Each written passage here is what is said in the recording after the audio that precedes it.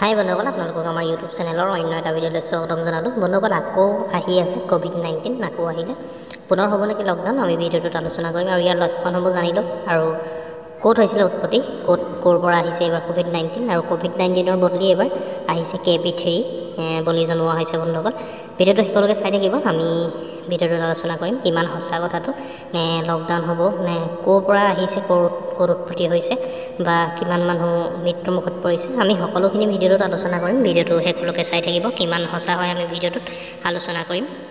বন্ধুসকল, ক'ৰ ফালৰ পৰা জনোৱা হৈছে আপোনালোকে জানে, WHO ৱৰ্ল্ড হেল্থ অৰ্গেনাইজেশ্যনৰ ফালৰ পৰা জনোৱা হৈছে। ক'ভিড KP3 আকৌ উভতি আহিছে। ক'ভিড সাৱধান, এইবাৰ নতুন ৰূপত জানিলোঁ লক্ষণসমূহ।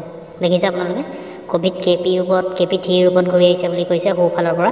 যিকোনো মুহূৰ্ততে বিশ্বত ব্যাপক হাৰত সংক্ৰমিত হ'ব পাৰে কৰোণা ভাইৰাছ, এক সমীক্ষাই কৈছে এই কথা।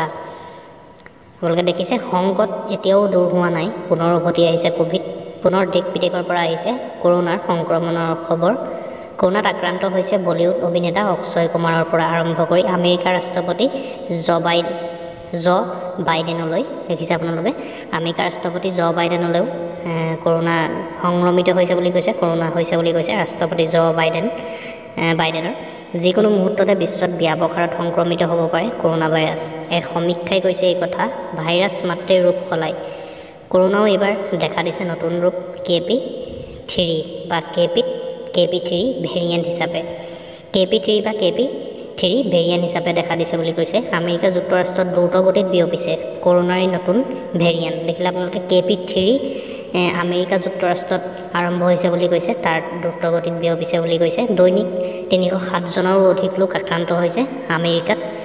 Centre for disease control and prevention CDCৰ শেহতীয়া তথ্য অনুসৰি 23 জুনৰ পৰা 6 জুলাইৰ ভিতৰত 36.9% ক'ভিডৰ ঘটনা। দেখিলে আপোনালোকে, 36.9% ক'ভিডৰ ঘটনালৈ বৃদ্ধি হৈছে বুলি কৈছে KP3 ভেৰিয়েণ্টৰ। KP3 ভেৰিয়েণ্ট কি? বিজ্ঞানীসকলে প্ৰাথমিক গৱেষণাত জনাইছে ই ক'ভিডৰ JN1 ভেৰিয়েণ্টৰ দৰেই।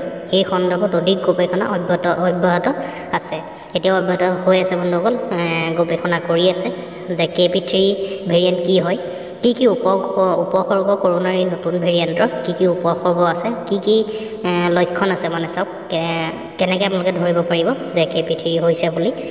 জ্বৰ উঠা বা ঠাণ্ডা লগা, কাহ, শ্বাস নিশ্বাসত কষ্ট, ক্লান্তি, পেশী বা শৰীৰৰ বিষ, মূৰৰ বিষ, সোৱাদ বা গোন্ধ নাইকিয়া হোৱা, ডিঙিৰ বিষ, চৰ্দি, বমি ভাৱ বা বমি হোৱা, ডায়েৰিয়া।